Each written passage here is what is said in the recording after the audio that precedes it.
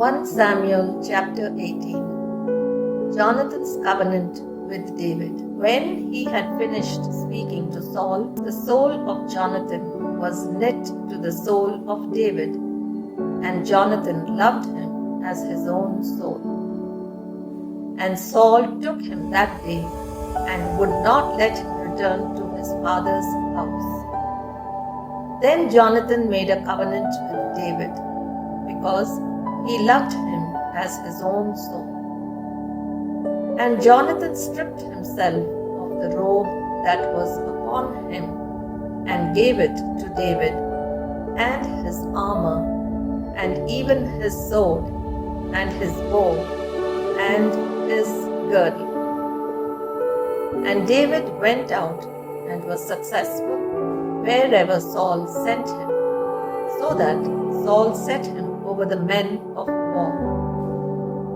And this was good in the sight of all the people, and also in the sight of Saul's servants. As they were coming home, when David returned from slaying the Philistine, the women came out of all the cities of Israel, singing and dancing, to meet King Saul with timbrels, with songs of joy, and with instruments of music. And the women sang to one another as they made merry. Saul has slain his thousands, and David his 10,000s. And Saul was very angry, and this saying displeased him.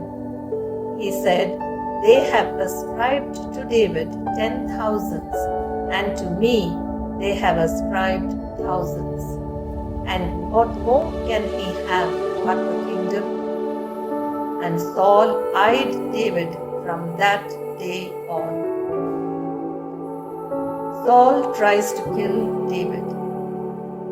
And on the morrow, an evil spirit from God rushed upon Saul, and he raved within his house, while David was playing the lyre, as he did day by day. Saul had his spear in his hand, and Saul cast the spear, for he thought, "I will pin David to the wall." But David evaded him twice. Saul was afraid of David, because the Lord was with him, but had departed from Saul. So Saul removed him from his presence, and made him a commander of 1,000. And he went out and came in before the people. And David had success in all his undertakings, for the Lord was with him. And when Saul saw that he had great success, he stood in awe of him. But all Israel and Judah loved David, for he went out and came in before them. David marries Michal. Then Saul said to David, "Here is my elder daughter Merab. I will give her to you for a wife. Only be valiant for me and fight the Lord's battles." For Saul thought, "Let not my hand be upon him, but let the hand of the Philistines be upon him." And David said to Saul, "Who am I, and who are my kinsfolk, my father's family in Israel, that I should be son-in-law to the king?" But at the time when Merab, Saul's daughter, should have been given to David, she was given to Adriel, the Meholathite, for a wife. Now Saul's daughter Michal loved David, and they told Saul, and the things pleased him.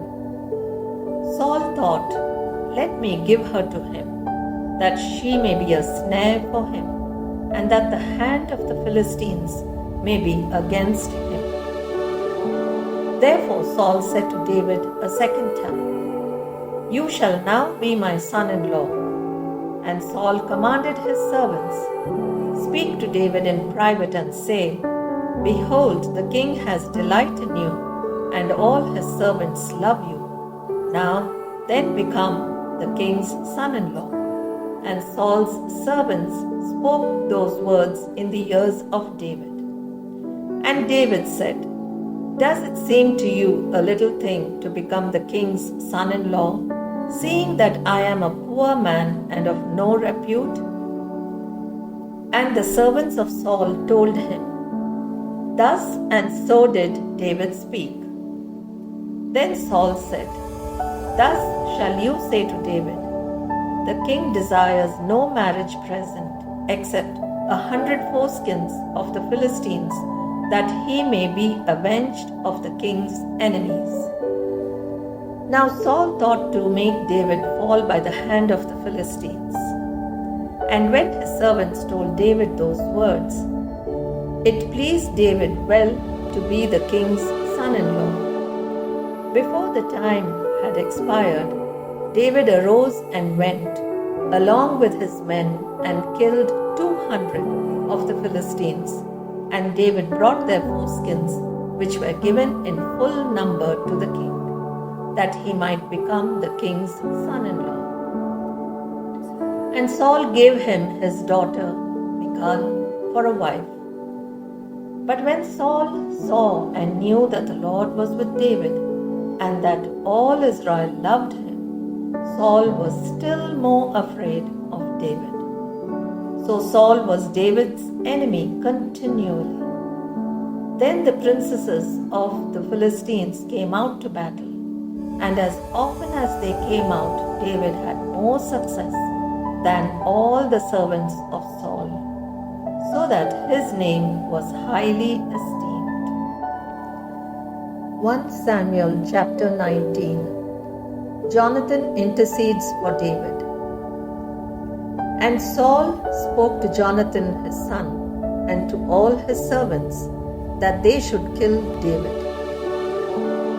But Jonathan, Saul's son, delighted much in David, and Jonathan told David, "Saul my father seeks to kill you. Therefore, take heed to yourself in the morning. Stay in a secret place and hide yourself. And I will go out and stand beside my father in the field where you are, and I will speak to my father about you. And if I learn anything, I will tell you." And Jonathan spoke well of David to Saul his father, and said to him, "Let not the king sin against his servant David, because he has not sinned against you, and because his deeds have been of good service to you. For he took his life in his hand, and he slew the Philistine, and the Lord wrought a great victory for all Israel. You saw it and rejoiced. Why then will you sin against innocent blood by killing David without cause?" And Saul hearkened to the voice of Jonathan. Saul swore, "As the Lord lives, he shall not be put to death." And Jonathan called David, and Jonathan showed him all these things. And Jonathan brought David to Saul, and he was in his presence as before. Michal helps David escape from Saul. And there was war again, and David went out and fought with the Philistines, and made a great slaughter among them, so that they fled before him. Then an evil spirit from the Lord came upon Saul, as he sat in his house with his spear in his hand, and David was playing the lyre. And Saul sought to pin David to the wall with the spear, but he eluded Saul, so that he struck the spear into the wall. And David fled and escaped. That night Saul sent messengers to David's house to watch him, that he might kill him in the morning. But Michal, David's wife, told him, "If you do not save your life tonight, tomorrow you will be killed." So Michal let David down through the window, and he fled away and escaped. Michal took an image and laid it on the bed, and put a pillow of goat's hair at its head, and covered it with the clothes. And when Saul sent messengers to David, she said, "He is sick."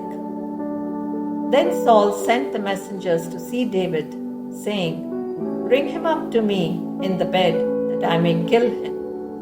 And when the messengers came in, behold, the image was in the bed, with the pillow of goat's hair at its head. Saul said to Michal, "Why have you deceived me thus, and let my enemy go, so that he has escaped?"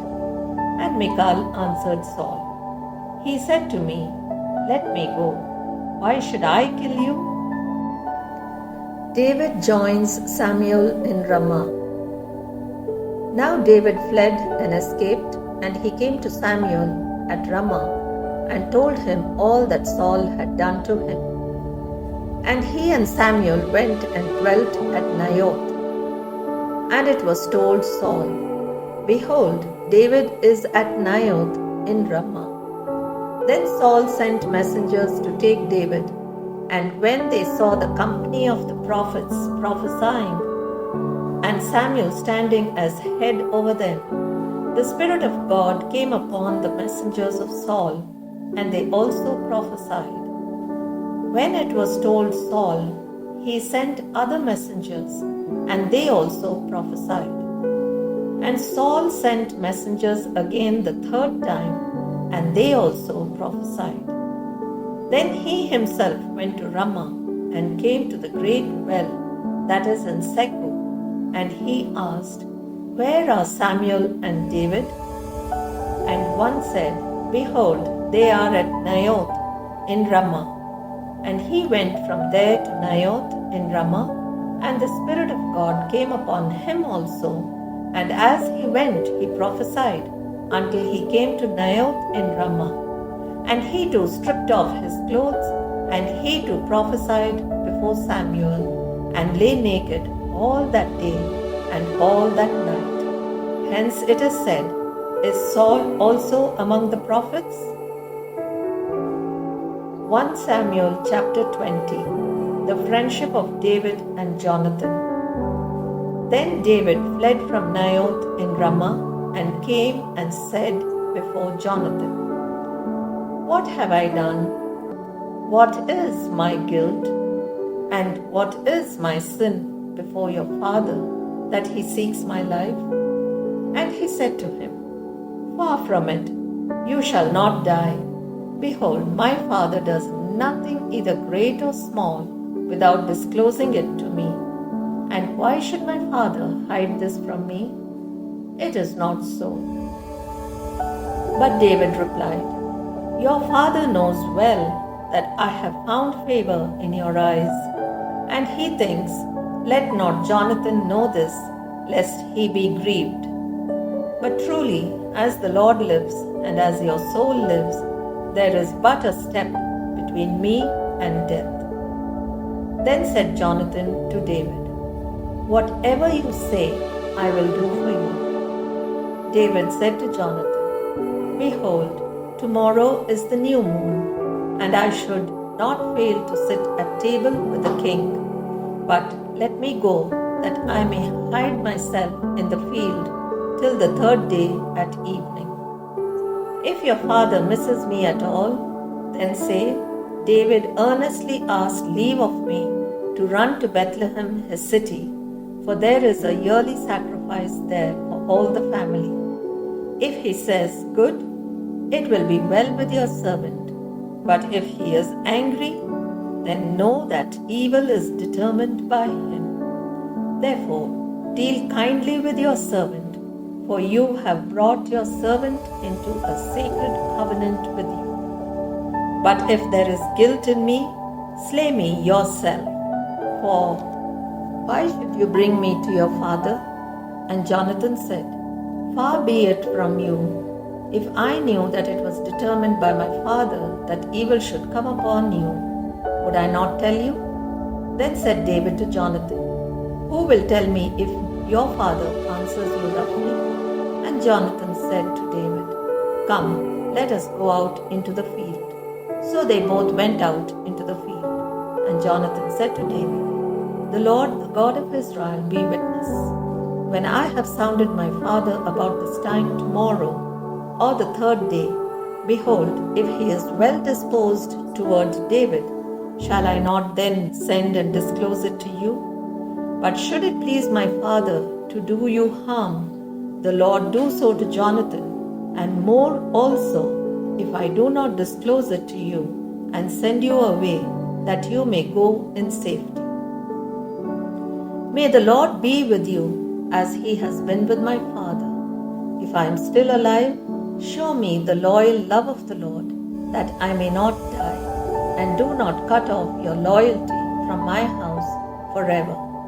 When the Lord cuts off every one of the enemies of David from the face of the earth, let not the name of Jonathan be cut off from the house of David. And may the Lord take vengeance on David's enemies. And Jonathan made David swear again by his love for him, for he loved him as he loved his own soul. Then Jonathan said to him, Tomorrow is the new moon, and you will be missed, because your seat will be empty. And on the third day you will be greatly missed. Then go to the place where you hid yourself when the matter was in hand, and remain beside yonder stone heap. And I will shoot 3 arrows to the side of it, as though I shot at a mark. And behold, I will send the lad, saying, Go, find the arrows. If I say to the lad, Look, the arrows are on this side of you, take them. Then you are to come, for as the Lord lives, it is safe for you, and there is no danger. But if I say to the youth, Look, the arrows are beyond you, then go, for the Lord has sent you away. And as for the matter of which you and I have spoken, behold, the Lord is between you and me forever. So David hid himself in the field, and when the new moon came, the king sat down to eat food. The king sat upon his seat, as at other times, upon the seat by the wall. Jonathan sat opposite, and Abner sat by Saul's side, and David's place was empty. Yet Saul did not say anything that day, for he thought, Something has befallen him. He is not clean. Surely he is not clean. But on the second day, the morrow after the new moon, David's place was empty.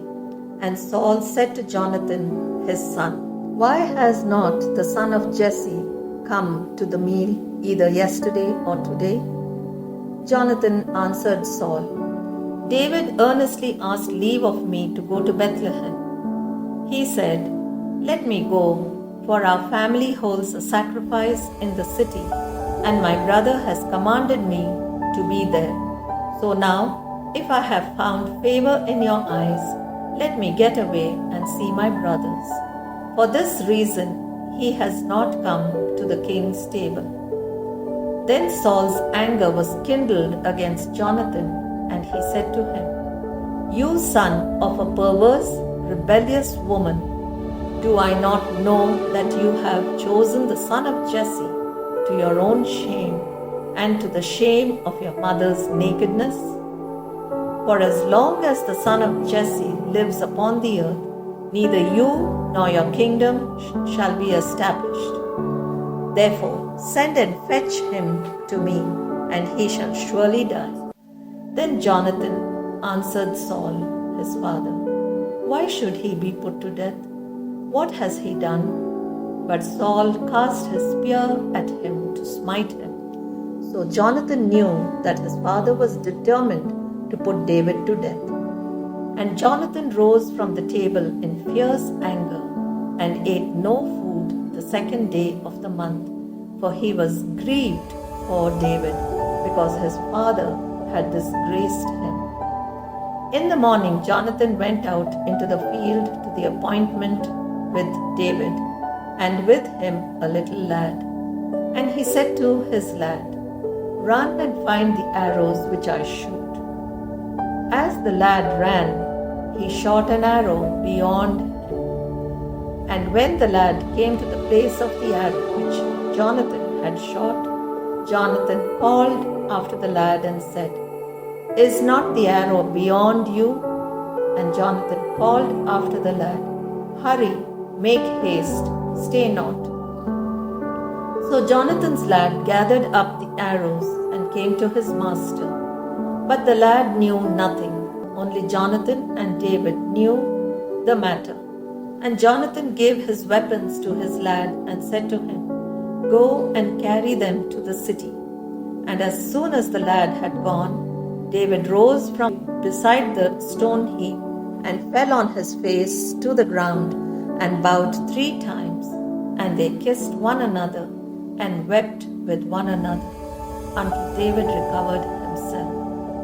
Then Jonathan said to David, "Go in peace, for as much as we have sworn, both of us, in the name of the Lord, saying, 'The Lord shall be between me and you, and between my descendants and your descendants forever.'" And he rose and departed, and Jonathan went into the city.